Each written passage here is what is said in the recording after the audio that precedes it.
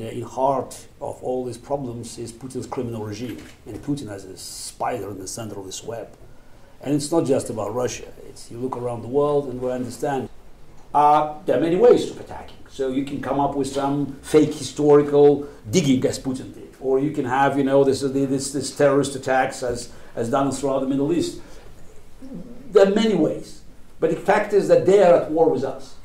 And the biggest problem we're facing, we don't recognize we're at war with them. Not that they're hiding it. They're not hiding it.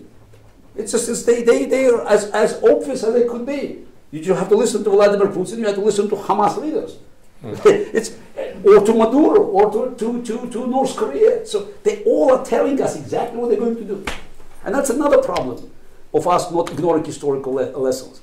It's kind of a paradox that dictators, they always lie what they have done, but very often they're telling us exactly what they're going to do.